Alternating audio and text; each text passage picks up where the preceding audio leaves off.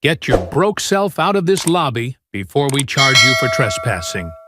The officer's command sliced through the air as guests froze mid-check-in at the Golden Haven Hotel. Amani Rivers didn't flinch. She stood firm behind the counter she'd built from the ground up, every inch of her radiating quiet power. To the cops and her scheming manager, she was just another black woman out of place. But the moment they cuffed her, the countdown began. By morning, the truth would explode. The staff would be fired, and their badges would be gone.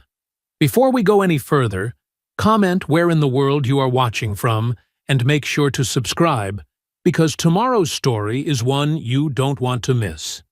The morning sun streamed through the golden-tinted windows of the Golden Haven Hotel, casting warm patterns across the polished marble floor. Amani Rivers moved through her lobby with quiet grace, her heels clicking softly against the stone. She wore a cream-colored blazer with a golden silk scarf, her signature touch that matched the hotel's elegant aesthetic. "Good morning, Mrs. Peterson." Amani smiled warmly at an elderly guest who was a regular visitor. "I trust you slept well?" "Like a dream, as always," Mrs. Peterson beamed. "Your new mattresses are heaven-sent." Amani made her way to the front desk, where Gloria James was humming an old gospel tune while carefully polishing the brass fixtures. Her weathered hands moved with practiced care over every surface until it gleamed. "Those door handles have never looked better, Gloria," Amani said, touching the older woman's shoulder gently. Gloria's eyes crinkled with pride. "Can't have anything less than perfect in our house, Ms. Rivers." Behind the desk, Logan Shaw stood stiffly, his pressed suit as rigid as his posture. His fingers tapped impatiently on the computer keyboard as he pointedly ignored their exchange. Amani noticed his jaw clench.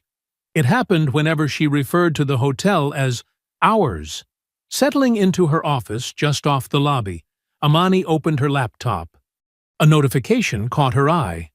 A new 5-star review had just posted online. She clicked it open, satisfaction warming her chest as she read, "The Golden Haven isn't just a hotel. It's an experience in excellence.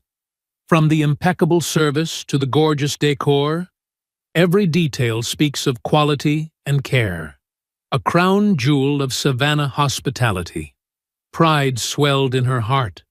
This was what her father had dreamed of when he'd worked as a porter in this very building 60 years ago. Now his daughter owned it, had transformed it into one of downtown's most prestigious addresses. A sharp knock interrupted her thoughts. Logan Shaw stood in her doorway, his smile not quite reaching his eyes. "Ms. Rivers, I wanted to discuss our appearance standards again," he said, closing the door behind him. "Some of our housekeeping staff are wearing rather ethnic hairstyles. I'm concerned about maintaining our professional image." Amani's face remained perfectly composed, though her stomach tightened. "Our staff's natural hair is professional, Mr. Shaw. We've been through this before. Our clientele has certain expectations. Yes, they expect excellent service, which they receive." Amani cut him off smoothly. "Was there anything else?" Logan's nostrils flared slightly. "The weekend numbers—" He was interrupted by heavy footsteps in the hallway. Deshaun Rivers appeared in the doorway, his broad shoulders filling the frame. Despite his crisp suit, his military bearing was evident in his straight spine and alert eyes. "Morning, Mama," he said, then nodded curtly to Logan. "Mr. Shaw." "Deshaun," Amani smiled. "How were the vendor meetings?" "Productive. Our new linen suppliers' prices are better, and their quality's just as good." He placed a folder on her desk, positioning himself slightly between her and Logan. "The restaurant's produce delivery had some issues, though. I'll brief you later." Logan cleared his throat. "Well, I should return to the front.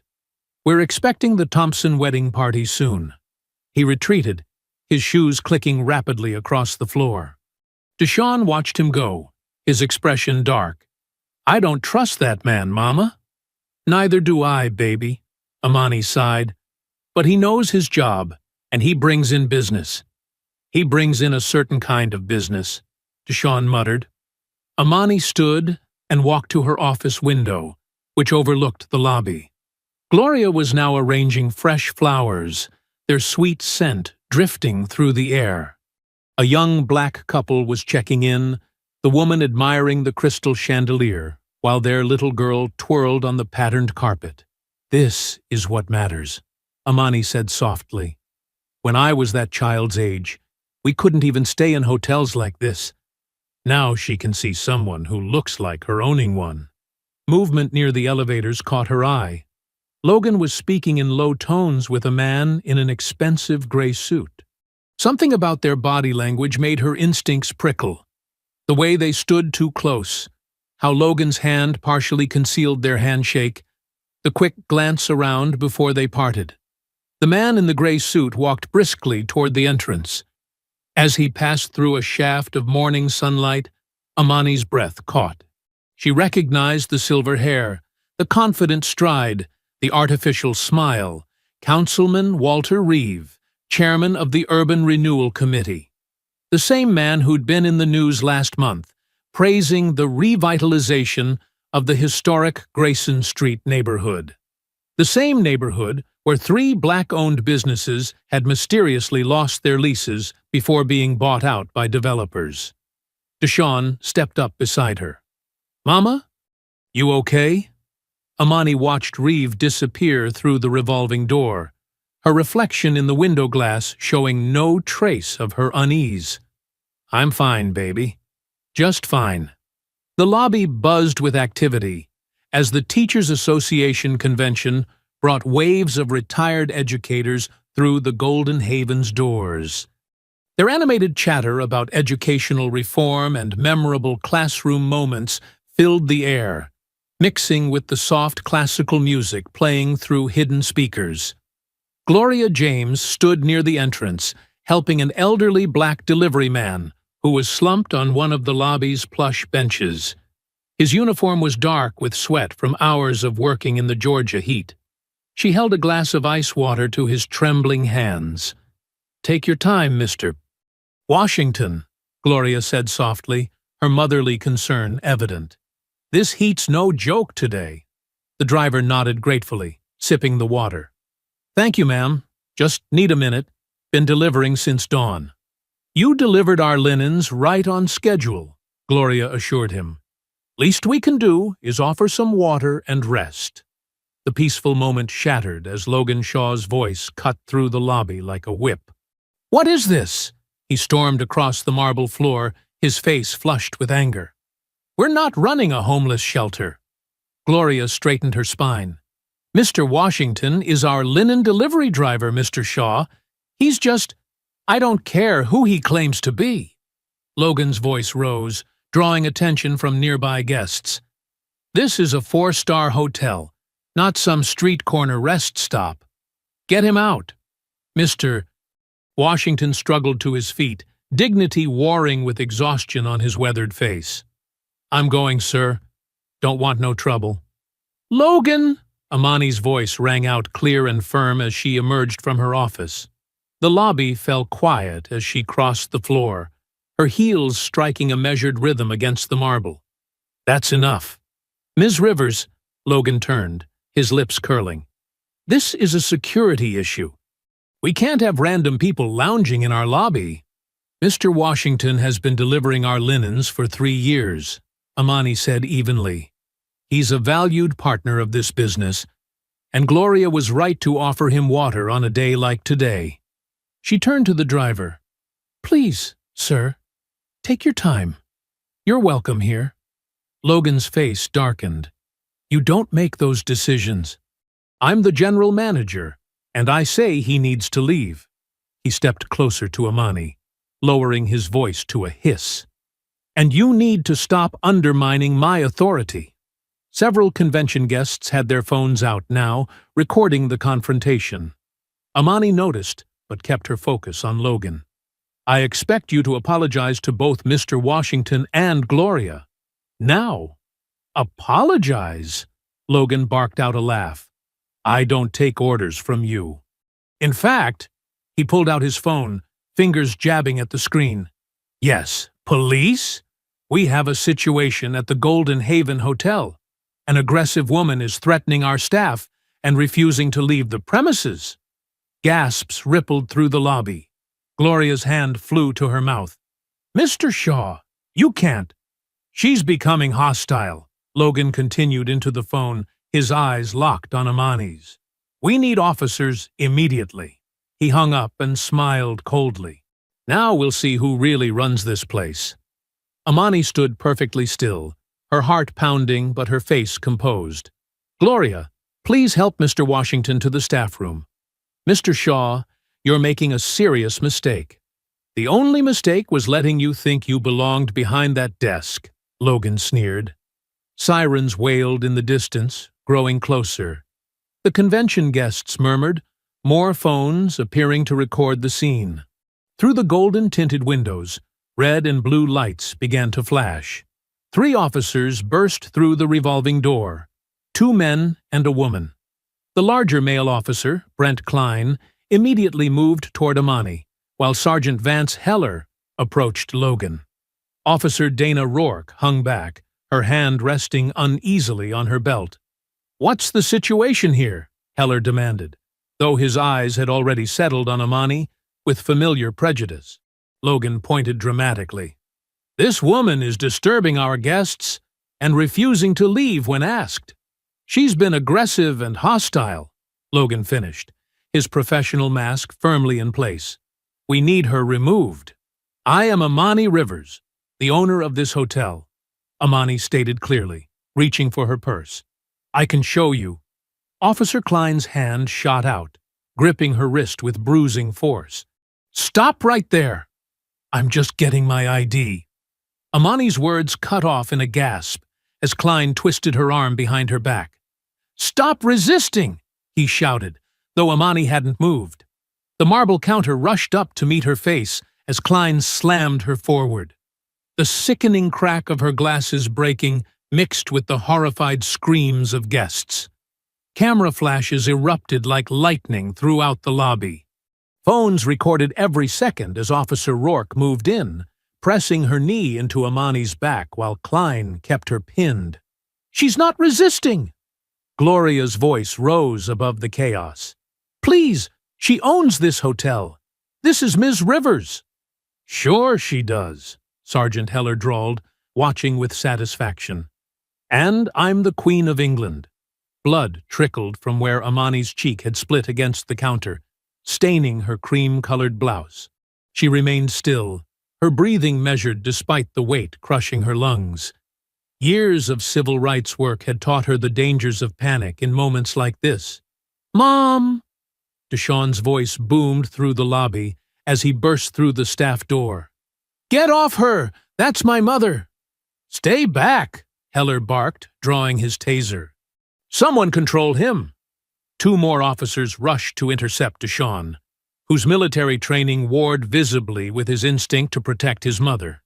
She owns this building! He shouted, muscles straining as the officers grabbed his arms. Check her ID. Just check her ID. The crowd of teachers had grown larger, their phones recording everything. This is wrong, someone called out. She's telling the truth. Logan stood behind his desk, a slight smile playing at his lips as he watched Amani being handcuffed. Their eyes met, and in that moment, she saw past his professional veneer to the raw hatred beneath. You have the right to remain silent, Klein recited, yanking Amani roughly to her feet. Her glasses hung broken from one ear, blood dripping onto the pristine marble floor she'd walked so proudly across just minutes before. Gloria sobbed openly now, supported by Mr. Washington. Please, she begged. Ms. Rivers built this place. Her name's on everything. Just look at the pictures on the wall. But the officers weren't looking at anything except Amani as they marched her toward the door. The crowd parted, many still filming, others calling out in protest. Through the golden-tinted windows, the scene caught the attention of passers-by, who stopped to stare, and record. Amani kept her head high as they led her outside into the brutal Georgia sun. Her hotel's facade gleamed behind her, the golden glass panels her late husband had insisted on catching the midday light. The same light now illuminated her public humiliation for all to see. Officer Rourke opened the back door of the cruiser, avoiding eye contact as Amani was pushed inside. The leather seat stuck to her skin through her torn silk blouse, and the metallic taste of blood filled her mouth. Through the window, she watched her son still struggling with the officers, his face twisted in helpless rage. Gloria stood weeping on the steps, surrounded by angry guests. Logan appeared in the doorway, straightening his tie with satisfaction. The door slammed shut with a final thud. As the cruiser pulled away, Amani caught a last glimpse of her life's work in the rearview mirror. The Golden Haven Hotel stood proud against the blue sky, its sign catching the sunlight like a beacon. The same sunlight that had promised such hope that morning now bore witness to her shame. But even as the hotel receded from view, Amani's mind was already working, calculating, remembering. She thought of the surveillance cameras in the lobby, the dozens of witnesses with phone footage, the documentation in her office safe.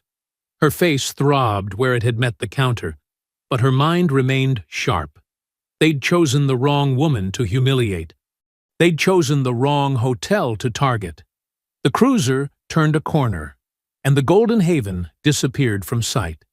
But Amani Rivers sat straight-backed in the police car, her dignity intact despite her bonds. They'd taken her from her hotel in handcuffs, but they hadn't taken her power. Not yet. Not ever. "Watch your head," Officer Rourke muttered mechanically as they approached an intersection. Amani said nothing. The time for words would come later.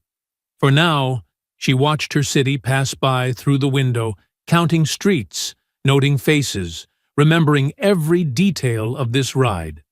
The sun continued to shine brutally bright, as if determined to illuminate every moment of this injustice. The fluorescent lights hummed overhead in the booking room, casting harsh shadows across Amani's face. Her wrists throbbed where the handcuffs had cut into her skin, but she kept her posture straight, her expression neutral. The metallic taste of blood lingered in her mouth from her split cheek. Two officers lounged against a nearby desk, making no effort to lower their voices. "Can you believe these people?" one snickered. "Always claiming to own something." "Yeah, next thing you know, she'll say she owns the whole city," the other replied, both laughing at their own joke. Amani's gaze remained fixed on the wall ahead, her mind cataloging every word, every sneer, every moment of this humiliation. The booking officer cleared his throat, tapping his pen impatiently against the desk. "Name," he demanded again. Amani's voice came out steady and clear. "Look up your city tax records." "Listen, lady, we can do this the easy way, or—" The door burst open, and Jaya Patel strode in, her heels clicking sharply against the linoleum floor. Her tailored suit and fierce expression commanded immediate attention. A thick manila folder was clutched in her hand. "Remove those handcuffs from my client immediately," Jaya ordered, her voice cutting through the room like a blade. "Ma'am, this is a restricted area." Jaya slammed the folder onto the desk, papers spilling out across the surface. "These are the property deeds, business licenses, and tax records for the Golden Haven Hotel. My client, Amani Rivers, is the sole owner and proprietor." She spread out the documents one by one, her movements precise and deliberate. "Here's the certificate of occupancy. Here's last month's payment for your department's cleaning contract. And here," she tapped a particular document, "is the letter of commendation from your chief of police, thanking Ms. Rivers for hosting last year's police charity gala. Free of charge, I might add." The booking officer's face drained of color as he scanned the papers. The laughing officers had fallen silent, their smirks fading. Through the window, camera flashes punctuated the growing crowd of reporters outside. Sergeant Heller appeared in the doorway, his earlier confidence evaporating as he took in the scene. Officer Klein stood frozen behind him, hand unconsciously touching his body camera. "I want these cuffs off my client now," Jaya demanded. "Unless you'd like to explain to the press outside why you're continuing to detain a prominent business owner after assaulting her in her own establishment." The booking officer fumbled with his keys, hands shaking slightly as he removed Amani's handcuffs. She rubbed her wrists slowly, the angry red marks stark against her dark skin. "The captain would like to speak with you," Heller began, but Jaya cut him off. "Ms. Rivers will not be speaking to anyone. We're leaving. You'll be hearing from my office regarding the civil rights violations, assault, false arrest, and public humiliation of my client." The door opened again, and the captain himself hurried in, his face tight with concern. "Ms. Rivers, please accept our sincerest—" "Save it," Jaya interrupted. "Any statements will be made through proper channels. We're leaving now." Amani stood, straightening her blood-stained blouse with dignity. Her broken glasses hung useless from her pocket. Despite the growing bruise on her cheek and her disheveled appearance, she carried herself with unmistakable authority. The hallway to the exit seemed longer than it had coming in. Officers and staff stopped to stare as Amani and Jaya walked past, their whispers following like shadows. Through the glass doors, camera lights blazed, and reporters pressed forward. "Ms. Rivers," they called out, "do you have a statement?" Amani paused at the top of the police station steps, the setting sun painting the sky in shades of orange and purple behind her. Her voice, when she spoke, carried clearly across the sudden hush. Sometimes silence is the loudest protest. The cameras erupted in flashes, capturing her bruised face, her torn clothing, her unwavering composure. Jaya guided her through the crowd to her waiting car, shielding her from the barrage of questions. Inside the vehicle's quiet interior, Amani finally allowed her shoulders to drop slightly. The leather seats were cool against her skin, so different from the harsh plastic chair in the booking room. Her phone buzzed in her purse, which Jaya had retrieved from the station. She pulled it out to find multiple notifications flooding her screen. At the top was a message from Eddie Chen, the investigative podcaster known for exposing corruption. He had posted the footage of her arrest, captured by dozens of phones in the hotel lobby. The video was already trending, shares and comments multiplying by the second. Amani watched the numbers climb as Jaya started the car. The sun sank lower on the horizon, casting long shadows across the city she'd called home all her life. The same city where she'd built her hotel from the ground up. The same city that had just witnessed her deepest humiliation, and would soon witness something else entirely. Her phone continued to buzz with incoming messages, but Amani let it rest in her lap. There would be time for responses later. For now, she sat in silence as Jaya navigated through the streets, away from the police station and its harsh fluorescent lights, away from the smirking officers and their casual cruelty. The bruise on her cheek throbbed in time with her heartbeat, a steady reminder of everything that had happened. But Amani Rivers had not survived decades of struggle by breaking easily. She had not built her hotel, her legacy, by backing down from fights. As the city lights began to flicker on around them, she closed her eyes briefly, gathering her strength for what was to come. The first rays of sunlight crept through Amani's bedroom window, painting golden stripes across her silk comforter. Her phone hadn't stopped buzzing since 3 a.m. She reached for it, wincing as her bruised muscles protested the movement. Her face in the screen's reflection showed the angry purple mark spreading across her cheekbone. 57 missed calls, over 300 text messages, thousands of social media notifications. The video of her arrest had exploded overnight. Different angles from dozens of phones showed the full horror. Logan's smug call to police, the officer's immediate aggression, her face being slammed into the marble counter. The footage was crystal clear, damning in its detail. "Mom?" Deshawn's voice came through her closed door. "You need to see this." Amani wrapped herself in a robe and opened the door. Deshawn stood there holding his tablet, jaw tight with controlled anger. On the screen, CNN was running the footage on repeat. The headline burned across the bottom: "Black hotel owner arrested for trespassing in her own business." "It's everywhere," Deshawn said quietly. "Every major network." Amani sank into her armchair, scrolling through her phone. The American Association of Retired Persons had shared the video, their millions of followers outraged at the treatment of Gloria and the violence against a successful business owner. Civil rights organizations were calling for immediate action. Local black business groups had organized a protest outside the police station. "The hotel board is meeting at 7, Deshawn continued. "Emergency session. They want you on the call." Amani nodded, moving carefully to her closet. She chose her armor deliberately. A crisp white blazer, gold jewelry, perfectly pressed slacks. Her split lip made applying lipstick difficult, but she managed. The woman in the mirror looked powerful, despite her injuries, or perhaps because of them.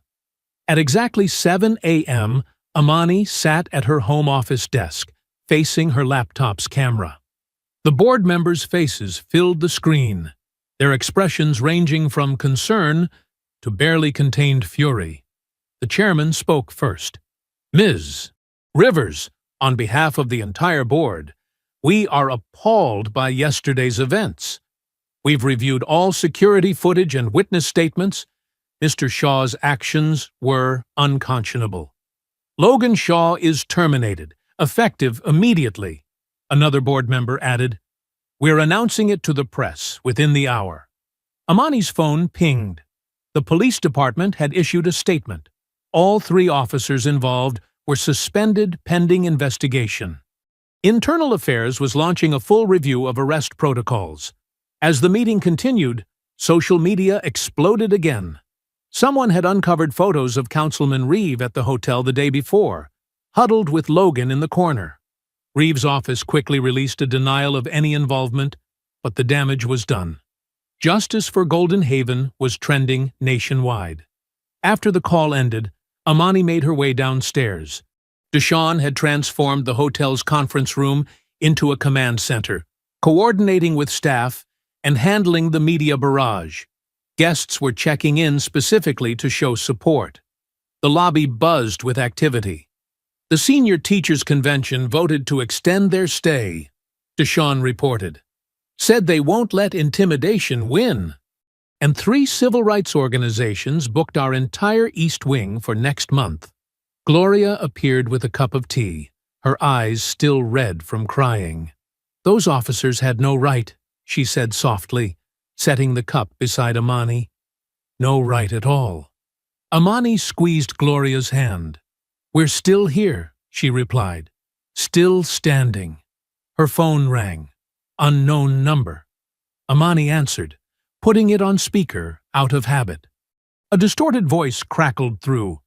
"You should have just sold the hotel." Deshawn immediately began tracing the call, but the line went dead too quickly.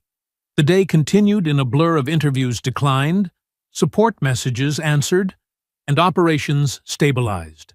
Amani watched her son handle each crisis with military precision, proud of his strength, but worried about the rage she saw simmering beneath his calm exterior.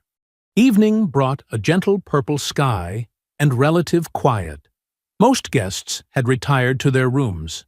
Gloria was finishing her rounds, her cleaning cart loaded with fresh towels. Amani stood in the lobby, watching the street through the front windows, the same windows her father had cleaned by hand when this was just an old building with a dream attached. The crash came without warning, an explosion of glass and screaming. Gloria stumbled backward as a brick landed inches from her cart.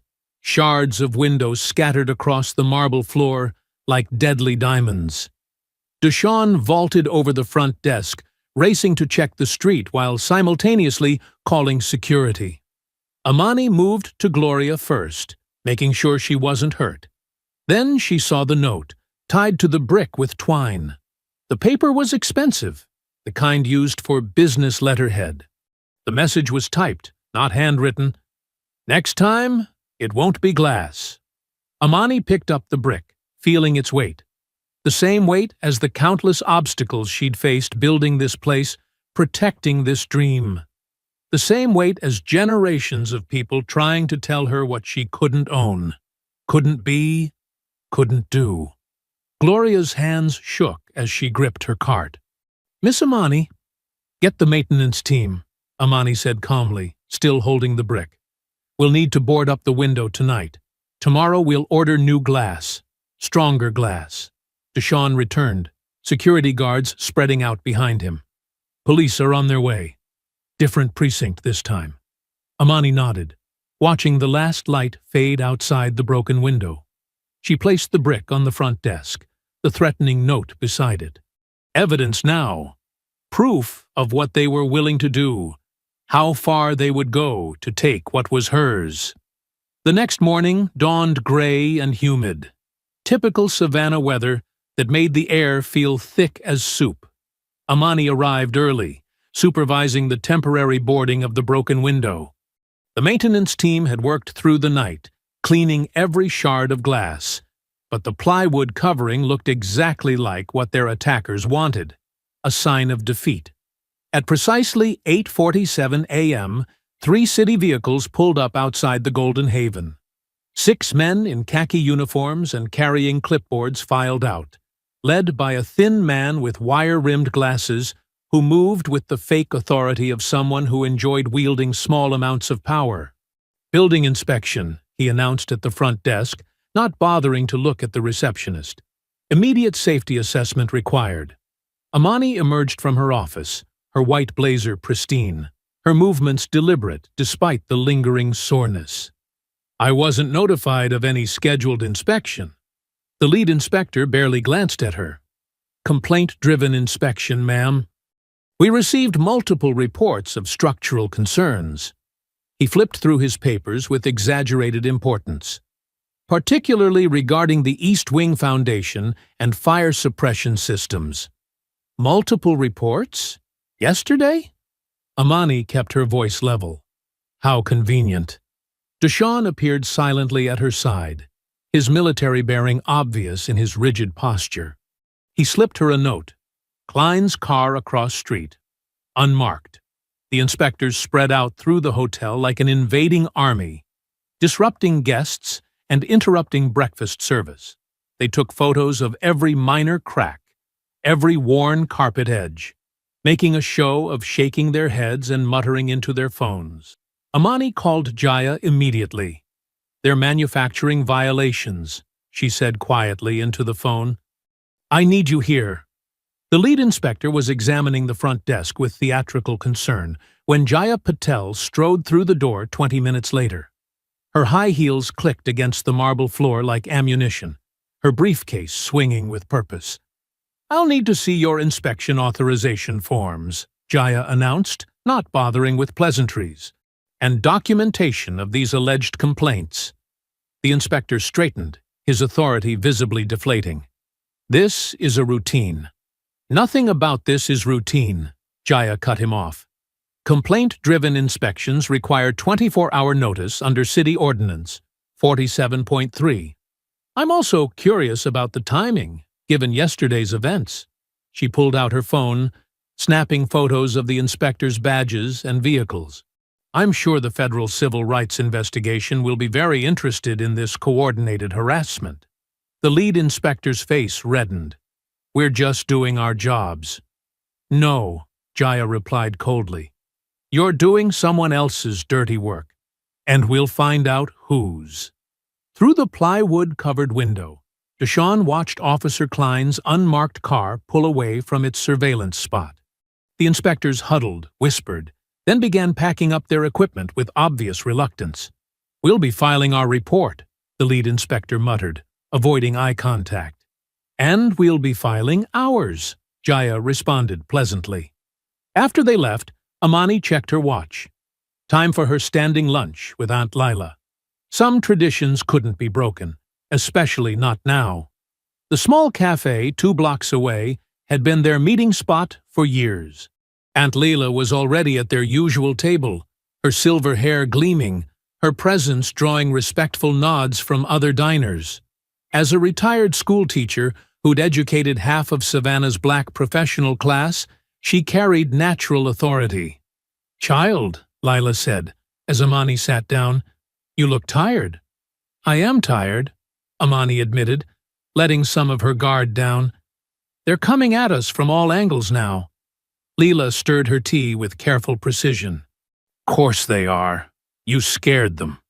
Nothing more dangerous than a black woman who won't back down." She reached across the table, her fingers strong despite their age. "But that's exactly why you can't get tired. That's what they're counting on."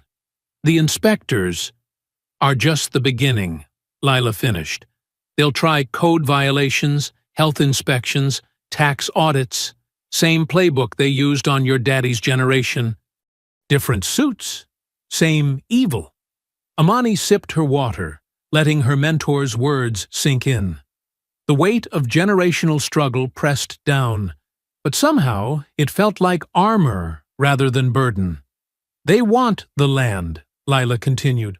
"Always have. Your daddy bought that building when they thought downtown was dead. Now it's gold, and they can't stand that we own a piece of it." "I won't sell," Amani said firmly.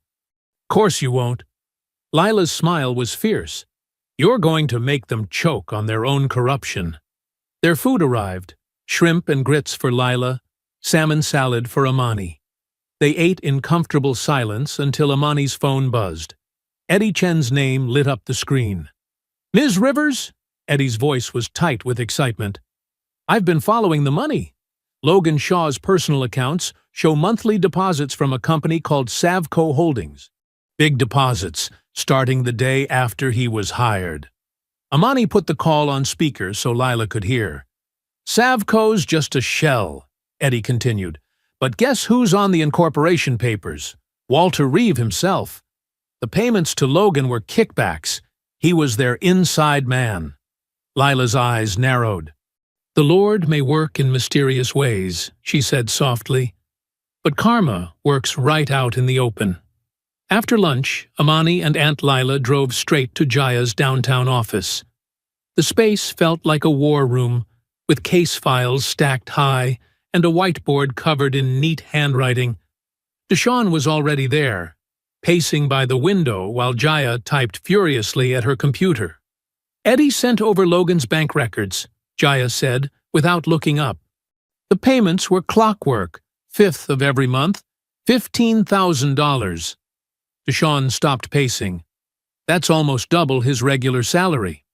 "Blood money," Aunt Lila muttered, settling into a leather chair. 30 pieces of silver to betray his own workplace." Amani stood at the whiteboard, studying Jaya's timeline. Red marks indicated each incident. The fake police calls, the brick, the surprise inspection.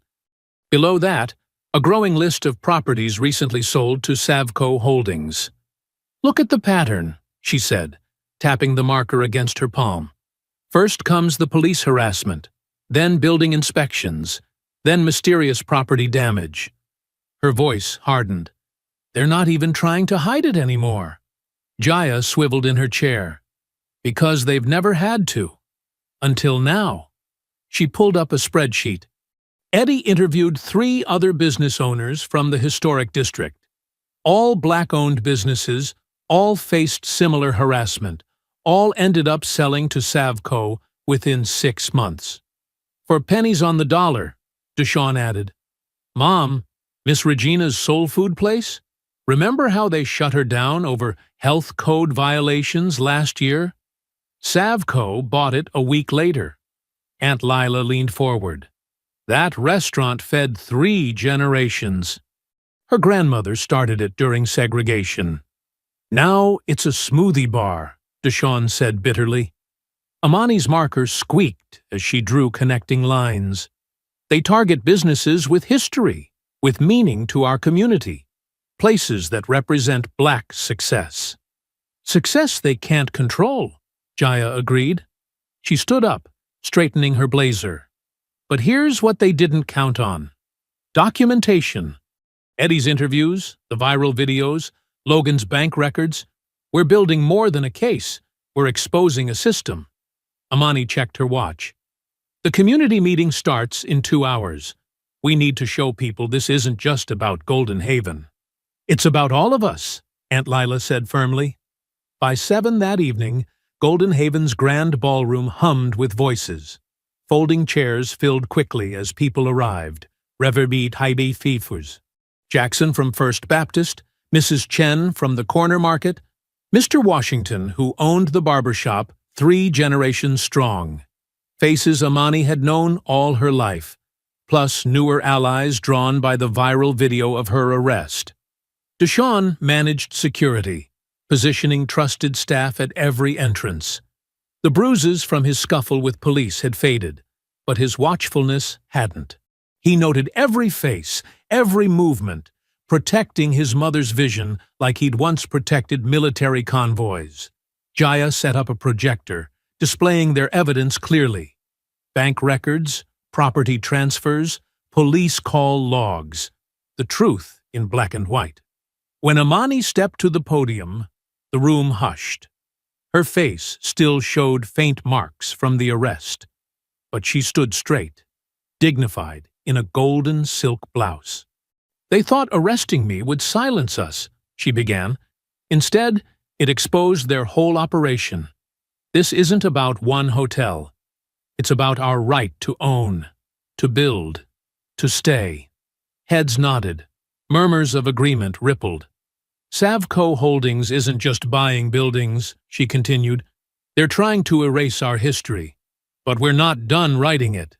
She gestured to Jaya, who advanced the slides. This is how they operate. First comes harassment, selective enforcement, surprise inspections, police calls. Then property damage they blame on crime in the area. Finally, they offer to buy you out for your own good. The crowd grew restless as they recognized the pattern. Mrs. Chen stood up. That's exactly what happened to my sister's restaurant.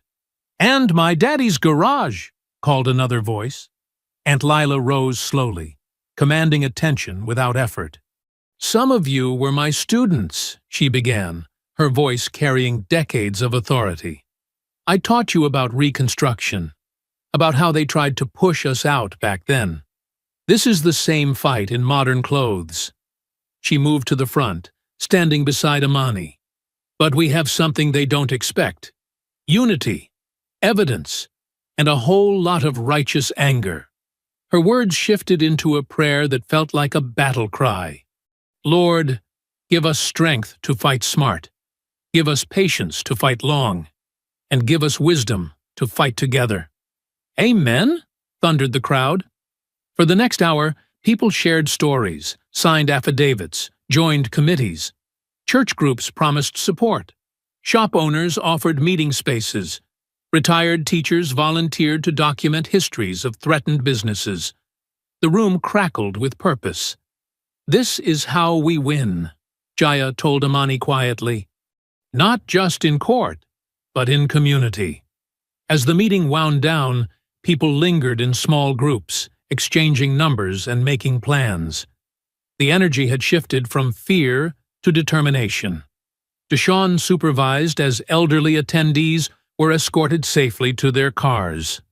Through the lobby's remaining intact windows, Amani noticed a black SUV idling across the street, its engine purring in the humid night. The tinted passenger window rolled down just enough to reveal a shadowy outline before the vehicle accelerated away, its tires squealing against wet pavement. Morning sunlight painted the Savannah City Hall steps, golden as protesters gathered, their signs bobbing like flowers in a breeze. Justice for Golden Haven and Black Business Matters.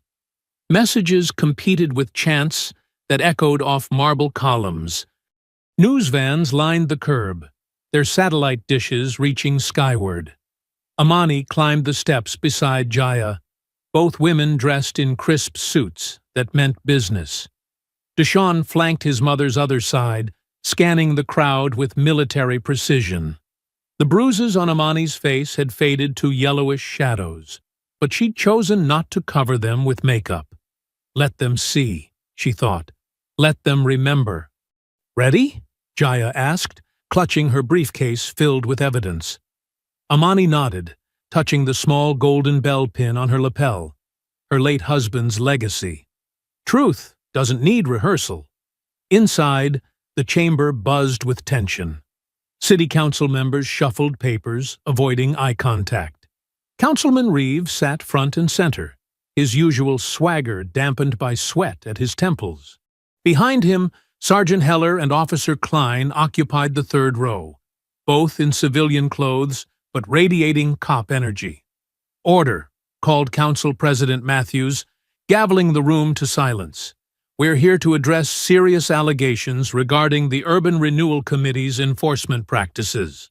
Jaya approached the podium first, her heels clicking against hardwood. She connected her laptop to the projector with practiced efficiency. The screen filled with a map dotted with red markers. These points represent Black-owned businesses targeted for what the committee calls compliance sweeps in the past 18 months. She clicked forward. Now watch the overlay. Properties acquired by Savco Holdings. The dots aligned perfectly. Murmurs rippled through the chamber. Savco Holdings, Jaya continued, lists its primary office as Suite 470 in the Whitman Building. Interesting, since that's also the location of Councilman Reeves' private law practice. Reeves' chair creaked as he shifted. Many businesses use that address. Indeed, Jaya's smile was razor-sharp, including shell companies that received millions in urban renewal funds, then purchased distressed properties at massive discounts. She produced a stack of bank records. Would you like to explain these transfers, Councilman? Before he could answer, she changed slides. Or perhaps Sergeant Heller can explain why his wife's consulting firm received monthly payments from those same accounts. Heller's face reddened. Klein stared at his shoes. Jaya's presentation continued methodically, each slide tightening the noose. Police call logs matched property acquisitions. Building inspection reports carried identical language despite different inspectors. Text messages between committee members discussed pushing out the troublemakers. When Amani took the podium, the room fell silent. Her voice carried clearly, measured but powerful. I stand before you not just as a victim of police brutality, but as a witness to systematic corruption. She gestured to her face. These marks will heal, but the damage to our community runs deeper. She described the pattern, the harassment, the false charges, the pressure to sell. They didn't just attack my hotel. They attacked every Black business owner's right to exist in this city. From the gallery, Aunt Lila nodded encouragement. Gloria dabbed her eyes with a tissue. Even some council members looked uncomfortable. For decades, we've heard about urban renewal and revitalization, Amani continued. Pretty words for ugly actions. They wanted my silence. I'll give them my story instead. Applause erupted. A council member tried to gavel it down, but failed. Cameras flashed. Reporters scribbled frantically. The Golden Haven isn't just a hotel, Amani said over the noise. It's proof that Black excellence doesn't need permission to exist. It's a promise to every child who walks past. You can own something beautiful. You can build something lasting. She turned to face Reeve directly. You thought arresting me would make me disappear. Instead, it made me impossible to ignore. More applause. This time, even the council president didn't try to stop it. Jaya resumed the podium, laying out specific charges: conspiracy, fraud, misuse of public funds. She requested a full federal investigation and immediate suspension of the Urban Renewal Committee's authority. The council moved to establish an emergency oversight panel. Reeves' attempts to object were drowned out by gallery noise. His face had gone from sweaty to ashen. Heller and Klein slipped out during the commotion. Deshawn tracked their exit, noting how they hunched like beaten dogs. As the session concluded, reporters swarmed. Cameras pushed close, microphones thrust forward. Amani answered questions with dignity, while Jaya handled the technical details. Will you file civil rights charges? What about the other affected businesses? Councilman Reeve, do you have a response? They pushed through the media scrum toward the exit. Outside, the protesters cheered. Someone started singing, "Ain't Gonna Let Nobody Turn Me Around." The crowd joined in. Aunt Lila appeared at Amani's elbow with a bottle of water. "You did your daddy proud today, child." "We're not done yet," Amani replied, but she smiled. Deshawn helped clear a path to their waiting car. The singing followed them down the steps. At the curb, Amani paused to wave at the crowd one last time. Her phone buzzed in her pocket. Unknown number. The message was brief but clear. "Nice speech. Check your gas line tonight." Evening shadows crept across the Golden Haven's marble floors as the day wound down. The usual dinner rush had been light. Many guests still at the council hearing or glued to news coverage. Deshawn moved through the kitchen, checking burners and storing leftovers, while humming an old gospel tune his grandmother taught him. "Good night, Mr. Rivers," called Maria, one of the line cooks, as she hung up her apron. "Night, Maria. See you tomorrow." Deshawn smiled, but his military instincts kept his senses alert. Victory at the hearing felt too easy. His mother's phone threat echoed in his mind. In the lobby, Gloria straightened magazines and fluffed throw pillows. Two other staff members, Jake from maintenance and Sarah from housekeeping, helped close up shop. The gentle tinkling of Gloria's cleaning cart provided familiar comfort. "Miss Amani sure showed them today," Gloria said proudly, adjusting a flower arrangement. "Lord, you should have seen those council members squirming." Deshawn nodded, scanning the security cameras on his tablet. Everything looked normal, but something felt off. The air seemed different. He paused, nostrils flaring. There it was, faint but distinctive. Gas. "Gloria," he said sharply, "do you smell that?" She sniffed, frowning. "Now that you mention it..." The explosion hit like a thunderclap. The east wing erupted in a fireball that shattered windows and sent debris flying. The blast knocked Deshawn off his feet.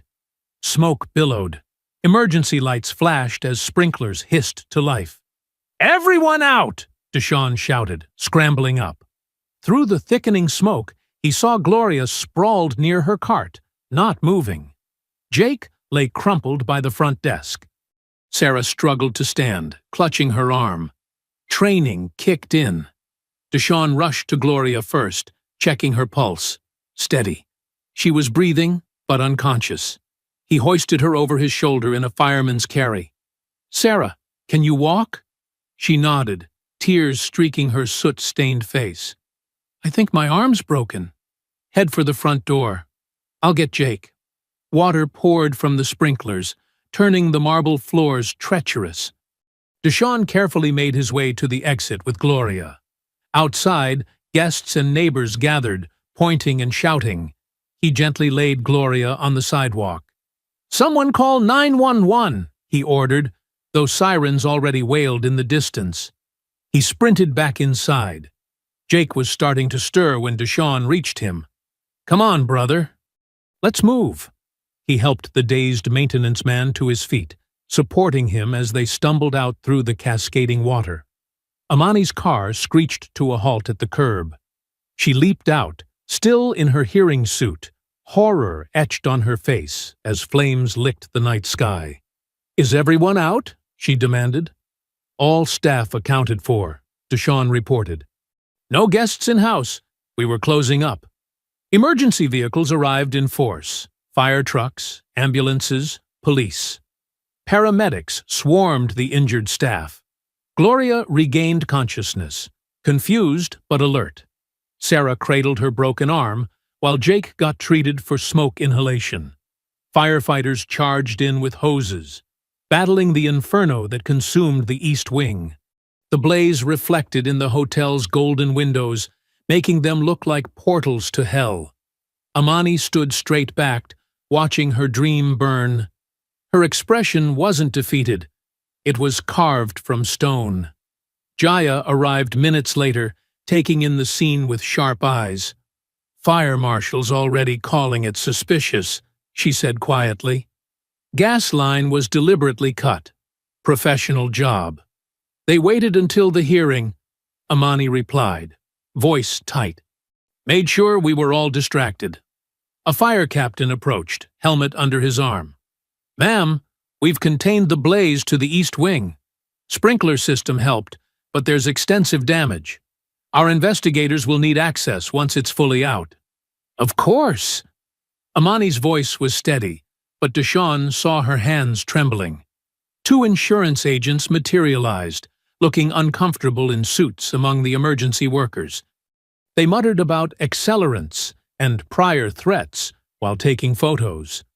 The crowd grew as news vans arrived. Reporters thrust microphones forward, shouting questions. Jaya ran interference, keeping them back. "Mrs. Rivers, any comment on the explosion? Is this related to today's hearing? Will Golden Haven rebuild?" Deshawn watched his mother's face in the flashing emergency lights. She'd worn that same expression when his father died. Pain transformed into iron purpose. Gloria insisted on standing despite the paramedics' protests. She hobbled to Amani's side, water dripping from her uniform. "They think they can scare us away," Gloria said fiercely. "But we're family here. Family doesn't run." Amani squeezed her hand. Around them, hotel staff gathered. Kitchen workers, housekeepers, front desk clerks, all drawn by news of the explosion. They formed a circle around their owner, a wall of solidarity. The flames gradually died under the firefighters' assault. Smoke drifted into the Savannah night like lost ghosts. The elegant East Wing, with its ballroom and luxury suites, was a blackened skeleton. Amani's phone buzzed. She looked at the screen, jaw tightening. Deshawn read the message over her shoulder. "Sell, or next time, we finish the job." 2 days after the explosion, yellow police tape still fluttered around the Golden Haven's East Wing. The morning sun couldn't hide the scorched walls or shattered windows. News vans clogged the street, their satellite dishes reaching skyward like metal sunflowers. Inside Jaya's downtown office, Amani sat at a gleaming conference table, surrounded by stacks of documents. Her tailored blazer couldn't hide the exhaustion in her shoulders, but her eyes burned with determination. "RICO laws were designed for mob bosses," Jaya explained, spreading papers across the table. "But they work just as well against corrupt officials. We prove a pattern of criminal enterprise, and the whole house of cards falls." "Pattern is right here," Deshawn said from his laptop station in the corner. His fingers flew across the keyboard, screens reflecting in his glasses. "Savco's network security is good, but military training taught me better. Look at this." He turned his screen. Complex financial diagrams filled the display, arrows connecting offshore accounts to familiar names. "There's our smoking gun." Jaya leaned forward. "Reeves been laundering development funds through shell companies in the Caymans. And look who else has their hand in the cookie jar."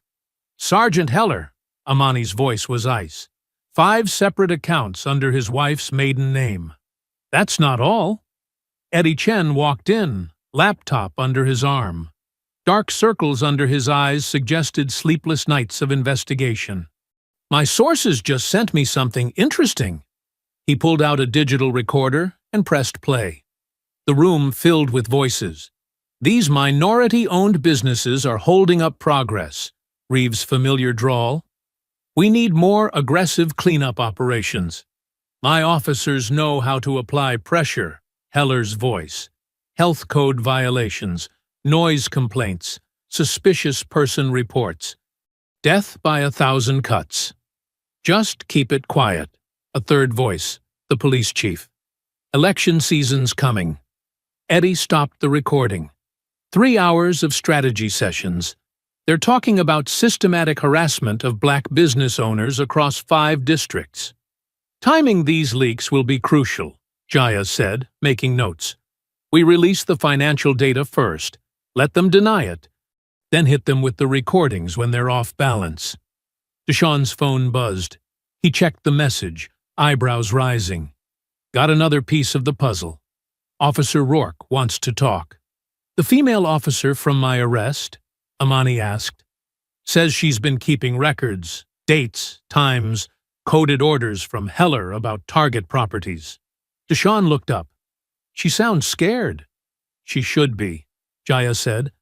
Whistleblowers against police corruption tend to have short careers, but her testimony could be invaluable.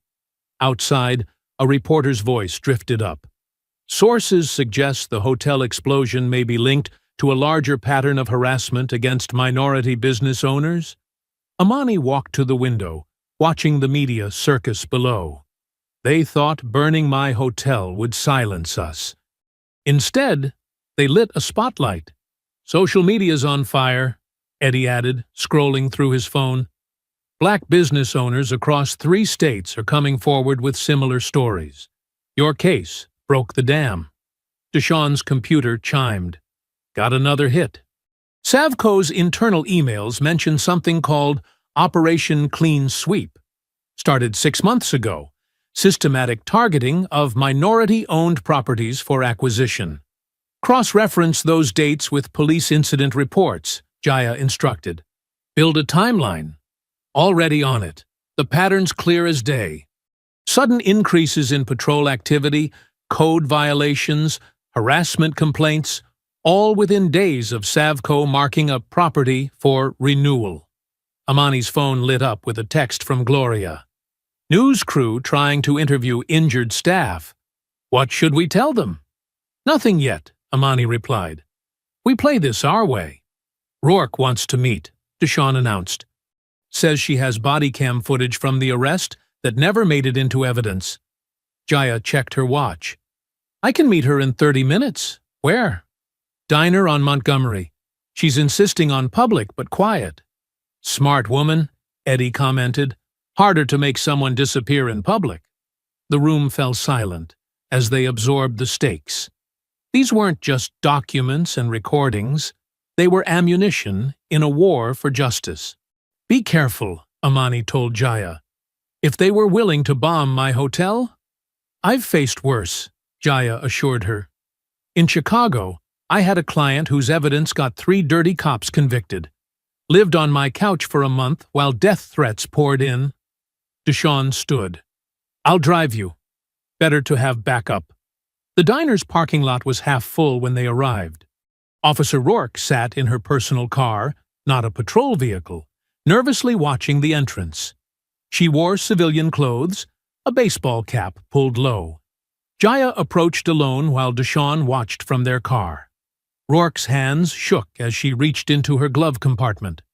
She withdrew a small flash drive, labeled in neat handwriting. Body cam, lobby incident, uncut. Back in Jaya's office, they gathered around her desktop monitor. The flash drive's contents loaded, revealing crystal-clear footage from Officer Rourke's body cam. The timestamp showed 12:17 p.m. on that fateful day. Watch Heller carefully, Rourke had warned them. Around minute 3. The video began with the officers entering the hotel's gleaming lobby. Tourists scattered as they approached. Phones raised to record. The body cam captured Logan Shaw's smug expression as he pointed toward Amani. That's her. Shaw's voice dripped with manufactured concern. She's becoming aggressive. The footage showed Amani standing perfectly still, hands visible, voice steady. "I am the owner of this establishment. I can provide identification." Heller's phone buzzed in the video. The camera caught him glancing down at the screen. The message preview was clearly visible. From Logan Shaw. "Make it stick. Reeve wants this wrapped today." "There," Deshawn paused the video, pointing. "That's the smoking gun." Amani leaned closer, studying the frozen frame. He reads the message, then immediately escalates the situation. They continued watching. The footage showed what the viral videos hadn't caught. Heller discreetly nodding to Klein before the assault began. When Amani reached for her purse, Klein was already moving to grab her, proving the takedown was planned, not reactive. "Notice my position." Rourke's voice had trembled during their meeting. "I deliberately kept my camera running and angled. We're trained to obstruct footage during controversial arrests. I did the opposite." The video captured every moment of excessive force in high definition. The sound of Amani's face hitting the marble counter echoed through Jaya's office speakers. Deshawn's hands clenched into fists. "Easy." Amani touched her son's arm. "This is exactly what we needed."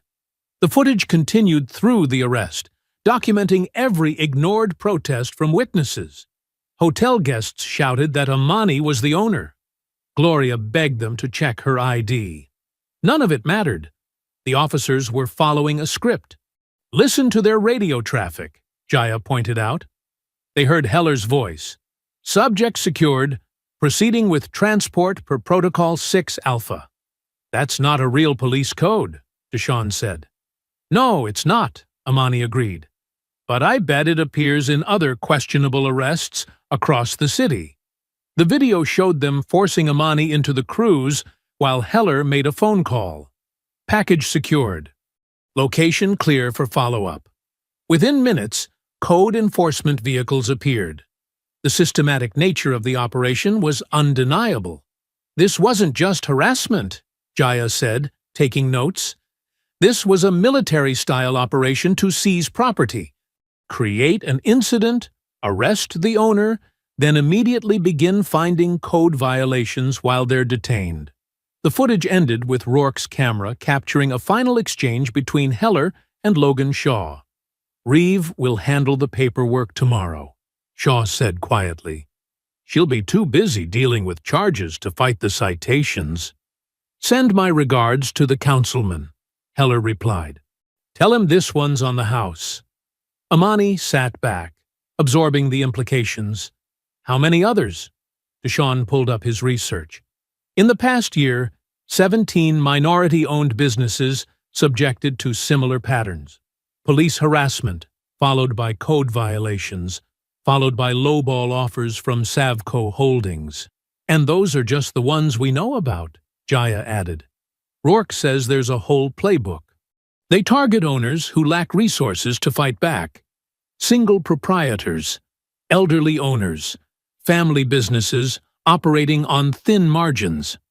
They never expected one of their targets to be a former civil rights investigator," Amani said quietly, "with a son who understands cybersecurity, and an attorney who specializes in RICO cases." "Rourke's testimony breaks this wide open," Jaya confirmed. "She can verify the coded language, identify other officers involved, confirm which properties were targeted. In exchange, she wants immunity from prosecution." "Give it to her," Amani said firmly. "She's the only one who showed any conscience that day." Deshawn's computer chimed with another alert. Eddie's source just confirmed 3 more shell companies linked to Savco, all with trails leading back to Reeve's office. "It's not just a corrupt cop or a crooked councilman," Amani realized. "It's an entire system. Police, code enforcement, city officials, developers, all working together to push black business owners out of downtown Savannah and replace them with luxury condos and boutique chains," Deshawn added bitterly. Jaya stood, grabbing her phone. "This is beyond local jurisdiction now. With RICO violations, civil rights crimes, and official corruption at this scale, we need federal involvement. She pulled up her contacts, finger hovering over the number for Georgia's Attorney General. The weight of what they were about to do filled the room. This wasn't just about one hotel owner's vindication anymore. This was about exposing years of systematic discrimination and corruption. "Make the call," Amani said, her voice firm. "They tried to bury us. They didn't know we were seeds." Jaya nodded and dialed. After 2 rings, a familiar voice answered. "This is Assistant Attorney General Martinez." "Sarah, it's Jaya Patel. Remember that corruption case I mentioned last month? It just got bigger. Much bigger." She took a deep breath, looking at Amani and Deshawn. "We're bringing down a city." 2 weeks later, the City Hall chamber buzzed with anticipation. Camera crews jostled for position, while journalists filled every available seat. The morning sun streamed through tall windows, casting dramatic shadows across the packed room. Amani stood in the marble hallway, adjusting her crisp white suit. The bruises on her face had faded, but a small scar remained near her temple, a permanent reminder of that day at the hotel counter. In her hands, she held her late husband Marcus's prized possession, a gleaming brass bell that had graced the original Golden Haven's front desk for decades. "Ready?"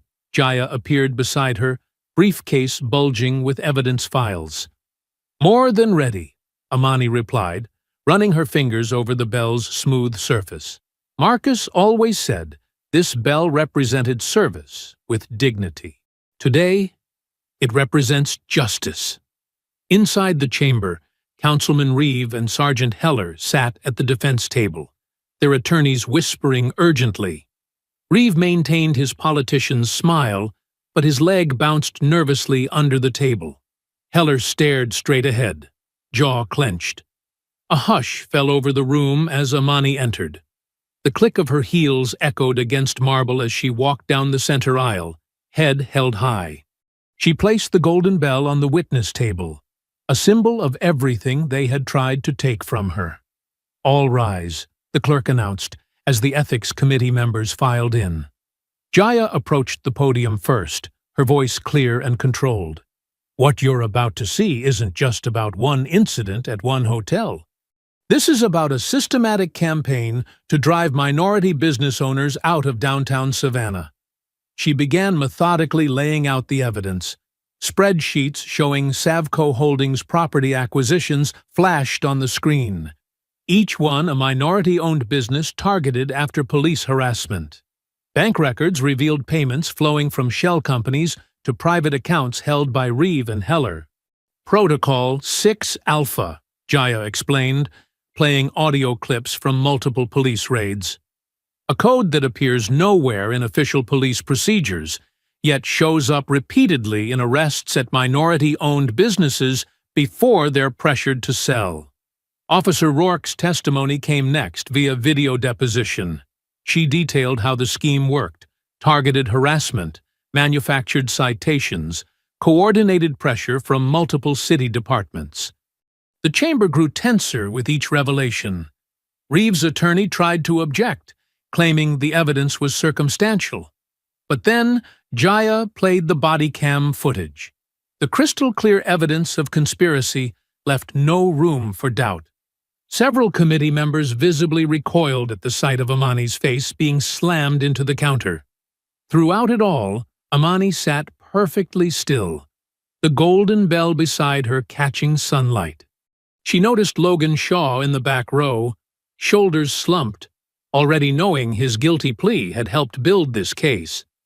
Just as Jaya prepared to call her first witness, movement at the front of the chamber drew everyone's attention. Mayor Charles Dawson rose from his seat in the front row, his presence commanding instant silence. "Madam Chairwoman," he said, his voice carrying authority. "Before we proceed, there's something this committee needs to understand." All eyes turned to the mayor as he moved to the center of the room. Dr. Rivers's arrest wasn't just a random act of discrimination. It was the catalyst we needed, the final piece of evidence in an investigation that's been ongoing for months. Gasps rippled through the chamber. Reeves' face drained of color. "Since January, Doctor.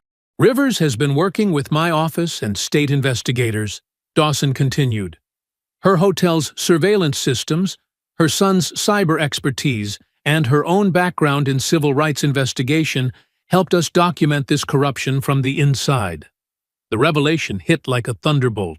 Journalists frantically typed on their phones. Photographers' cameras clicked rapidly, capturing the shocked expressions on every face. "When they assaulted her that day," Dawson said, gesturing to the body cam footage frozen on screen, "they didn't just attack a business owner. They attacked someone who had already compiled enough evidence to expose their entire operation." The mayor turned to face Amani, genuine respect in his voice. Dr. Rivers agreed to let that arrest happen, knowing it would force them to reveal their whole system. She chose to endure humiliation to protect other business owners from suffering the same fate. The chamber erupted in murmurs. Amani remained composed, though her hand tightened around the golden bell. This was the moment when her private pain transformed into public purpose. Suddenly, the heavy doors at the back of the chamber burst open. FBI agents in tactical gear poured in, led by a senior agent holding up a badge. "Councilman Walter Reeve," the agent's voice boomed.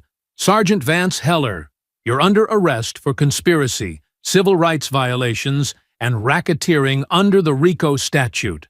Chaos erupted. Reeve tried to stand but was quickly handcuffed. Heller attempted to reach for something under his jacket, but found himself face down on the table, agents securing his arms. In the back, 2 more agents moved to arrest the developers who had worked with Savco Holdings. Cameras flashed like strobe lights. Journalists shouted questions.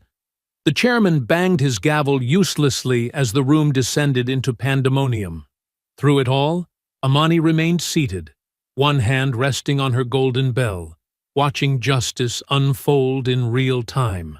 Near the defense table, Reeve locked eyes with her as agents led him past. The man who had tried to steal her dignity now had none of his own. In that moment, Amani did something that cut deeper than any harsh word. She smiled, small and satisfied, then turned away dismissively as they led him out in handcuffs. The next morning dawned clear and bright over Savannah. The chaos at City Hall had dominated every news channel, but now a different kind of energy filled the air, one of renewal and vindication. At Golden Haven, the sound of construction echoed through the damaged East Wing. Workers in hard hats carefully removed charred debris, while others measured spaces for new drywall. The city's emergency reconstruction grant had come through overnight, and local contractors had offered discounted services in solidarity. Amani stood in the lobby, reviewing blueprints with Deshawn. The marble counter where she'd been assaulted was being replaced with elegant black granite. Her choice. No need to preserve painful memories. "Miss Rivers!" a familiar voice called out. Gloria James walked through the front door, her uniform pressed and perfect, despite her arm being in a sling from the explosion. Tears welled in her eyes as Amani embraced her. "Welcome home, Gloria," Amani said softly. "We saved your cleaning cart." Gloria dabbed at her eyes. "I knew you'd win. Even that day, when they—" She trailed off, unable to finish. "I just knew." Other staff members gathered around, many wearing Golden Haven Strong T-shirts that local supporters had printed. The hotel might be partially under construction, but their spirit remained unbroken. At 10 o'clock, news vans assembled outside for Amani's official statement. She chose to deliver it from the hotel steps, standing exactly where they'd dragged her out in handcuffs weeks before. Jaya stood supportively at her side. "Good morning," Amani began, her voice steady and clear. "First, I want to thank every person who stood with Golden Haven during these challenging times. Your support proved what I've always believed, that justice may be delayed, but it cannot be denied." Camera shutters clicked rapidly as she continued. This hotel was built on my late husband's dream of creating a space where everyone is treated with dignity. When certain individuals tried to destroy that dream, they didn't realize they were actually making it stronger. She gestured to the construction crews working behind her. Today, we begin rebuilding, not just walls and windows, but trust. The city's reconstruction grant and the overwhelming volunteer support show that Savannah's true heart beats with justice, not corruption. A reporter raised his hand. Dr. Rivers, how do you respond to Logan Shaw's public apology? Earlier that morning, the local news had aired Logan's recorded statement, part of his plea agreement. He'd looked pale and shaken, reading from a prepared script. I deeply regret my actions and bias against Dr. Rivers. I allowed prejudice and greed to override basic human decency. My collaboration with Councilman Reeves' scheme was inexcusable, and I accept full responsibility. Amani's response was measured. Apologies are meaningful when paired with changed behavior. Mr. Shaw's testimony helped expose the larger corruption, and that counts for something. Another reporter called out, "What about the officers involved?" Officer Klein and Sergeant Heller have been terminated and face criminal charges, Amani replied. Officer Rourke's cooperation with investigators was crucial to uncovering the truth. The police department is implementing new training protocols, and I've been invited to consult on their development. The questions continued, but Amani kept returning to themes of healing and progress. She announced that part of the settlement money would fund scholarships for minority business students, ensuring that future generations would have easier paths to ownership. By afternoon, the lobby was buzzing with activity. Volunteers sorted donated supplies while contractors installed new security systems. Gloria supervised from her rolling chair, making sure every detail met her exacting standards. Deshaun coordinated with the construction team, his military precision proving invaluable in managing the complex renovation schedule. He'd added extra cameras and reinforced windows. No one would catch Golden Haven vulnerable again. Local businesses sent food for the workers. Church groups arrived with homemade desserts. Senior citizens who'd supported Amani through the ordeal set up a refreshment station, serving sweet tea and sharing stories of their own battles against discrimination. Aunt Leela organized a prayer circle in the garden, their voices lifting in hymns that carried over the construction noise. Even some tourists stopped to join in, drawn by the spirit of community healing. As sunset approached, Amani took a moment alone in her office. On her desk sat the morning's paper with the headline, "Federal Charges for Former Councilman Reeve. Corruption Scheme Exposed. Multiple Arrests." Below it lay Logan's written apology letter, along with notification that the fired officer's appeals had been denied. A knock at her door revealed Jaya, smiling. They're ready for the big moment. Outside, a crowd had gathered in the growing dusk. The hotel's new sign had been installed, larger and brighter than before. Deshaun stood ready at the power switch, while Gloria held Amani's golden bell. Amani addressed the waiting crowd. When they tried to take this place, they didn't understand what it represents. Golden Haven isn't just a hotel. It's a symbol of dignity that can't be broken, of dreams that won't be denied. She nodded to Deshaun, who flipped the switch. The sign blazed to life, its golden letters gleaming against the darkening sky. Golden Haven, owned and protected. Gloria rang the bell, its clear tone ringing out across the street like a declaration of victory. Applause erupted from the crowd. Camera flashes captured the moment as Amani stood proudly beneath the glowing sign, its light reflecting in her eyes like a promise kept, a battle won, a legacy secured. 2 weeks after the sign lighting, Golden Haven's grand reopening day arrived with perfect Georgia weather. Morning sunlight streamed through the restored lobby windows, making the new black granite counter gleam. Fresh flowers filled crystal vases, their sweet scent mixing with the aroma of coffee from the newly installed cafe. The Mount Zion Baptist Church Gospel Choir arranged themselves on the curved staircase, their royal blue robes adding dignity to the restored space. Hotel staff, wearing crisp uniforms with golden pins, guided arriving guests to their places. Local news crews set up cameras, while national media representatives checked their microphones. Gloria James, now fully recovered, supervised final touches from her new domain. A corner cafe carved out of the renovated East Wing. The brass nameplate read, "Gloria's Corner Cafe," in elegant script. She adjusted table settings with her usual precision, pausing occasionally to wipe happy tears from her eyes. "Everything perfect, Gloria?" Deshawn asked, appearing beside her with a fresh pot of coffee. He'd insisted on personally training all cafe staff, wanting this tribute to Gloria to be flawless. "Better than perfect," she replied, straightening a napkin. "Never thought I'd see my name up there like that." The cafe's walls featured black and white photographs of longtime staff members and community leaders. Gloria's image held the center spot, a candid shot of her defending Amani during the arrest, her face fierce with protective love. By 10 o'clock, the lobby hummed with excitement. Aunt Lila held court near the entrance, greeting guests in a striking golden dress that matched the hotel's color scheme. Church mothers, community activists, and business leaders filled the space.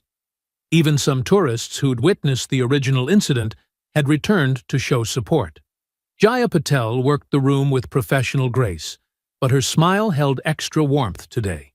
She'd received word that morning the Federal Appeals Court had upheld all RICO convictions. Reeve, Heller, and their conspirators would serve their full sentences. When she shared the news with Amani, both women had hugged fiercely, years of battle culminating in this final victory.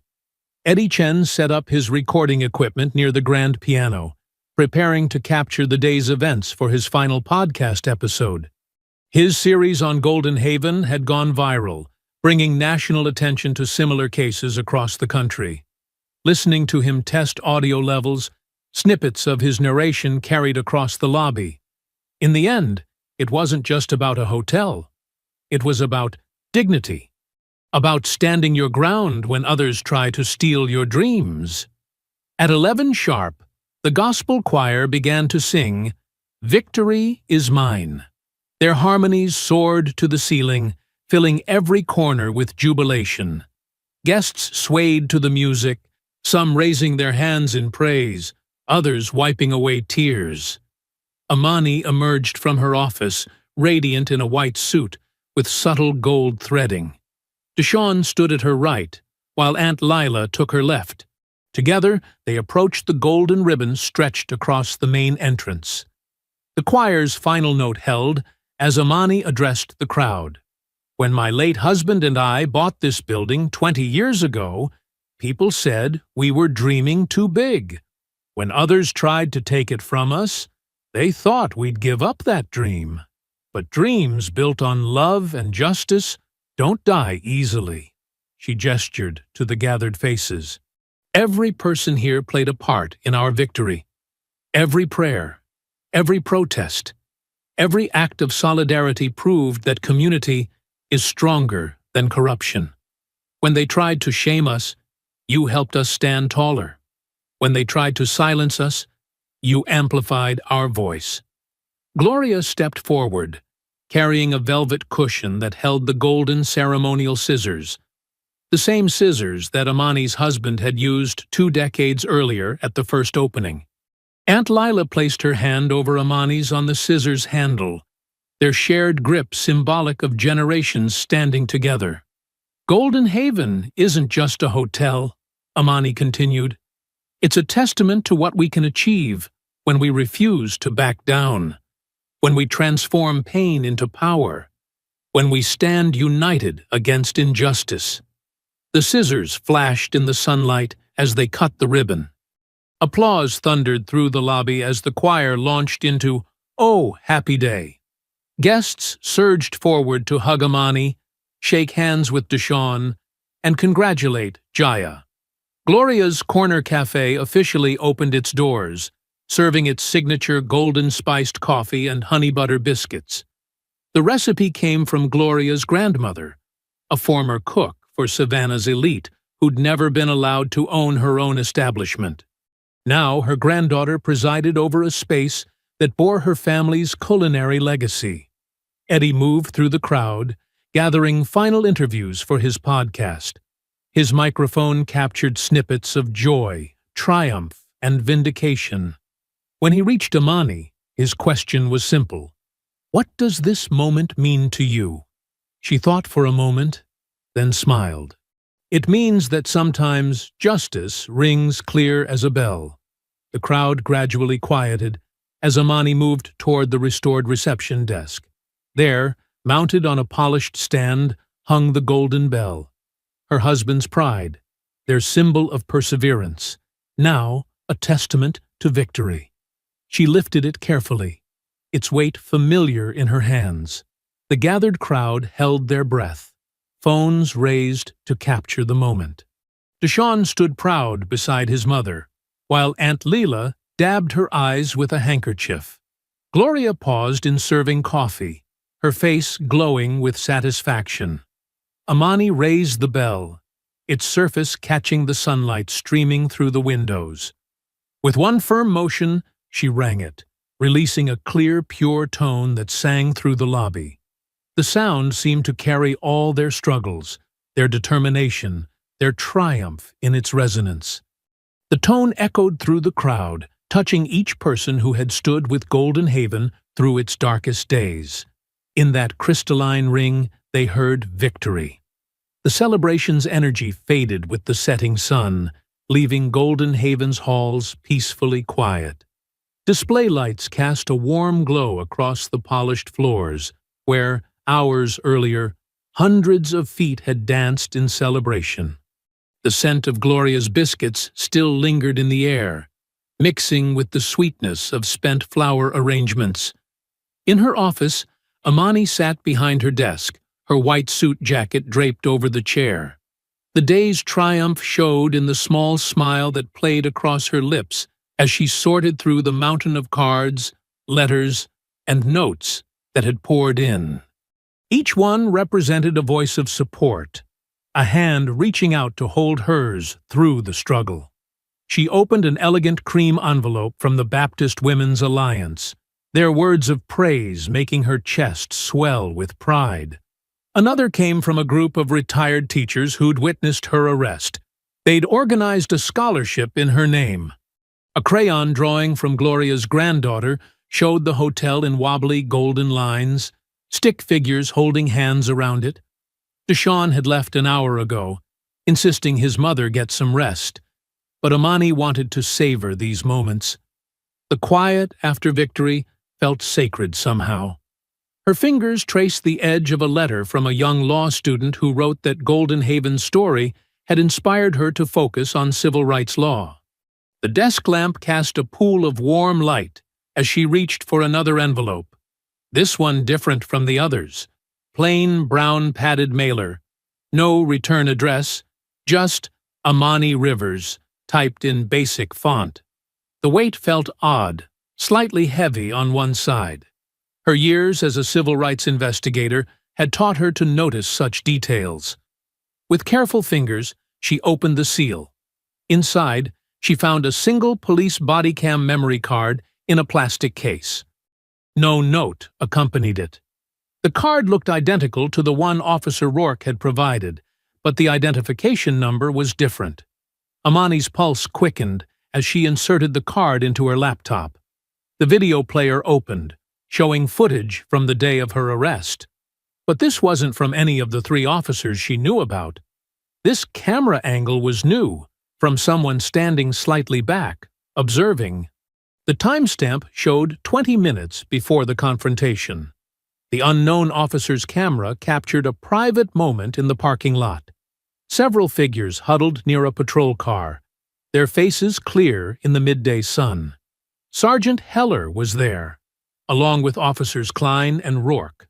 Then a voice off camera, calm and measured. "Make it look rough. She's more useful that way."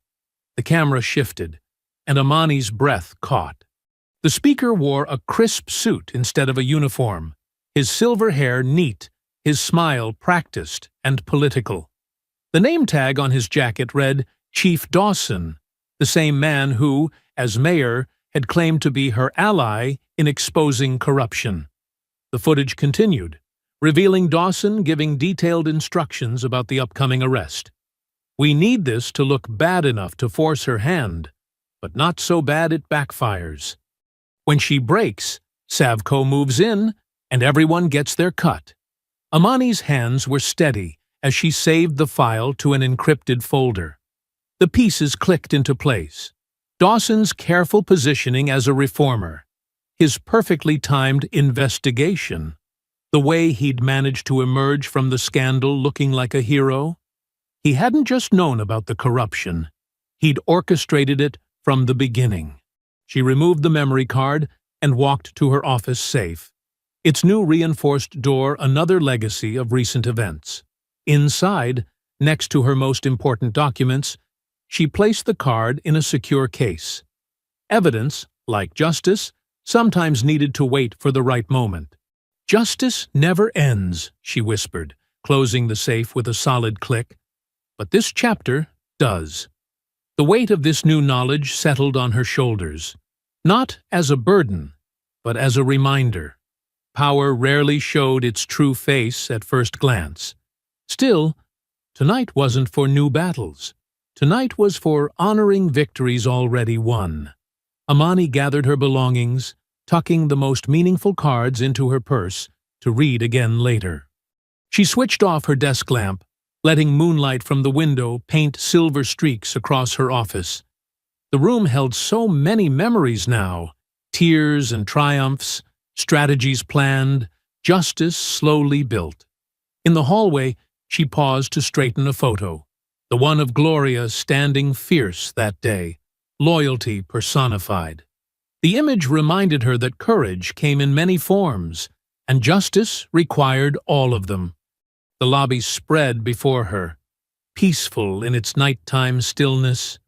Moonlight played across the new granite counter where she'd once been brutally arrested. Now it stood as a symbol of resurrection, of wrongs made right.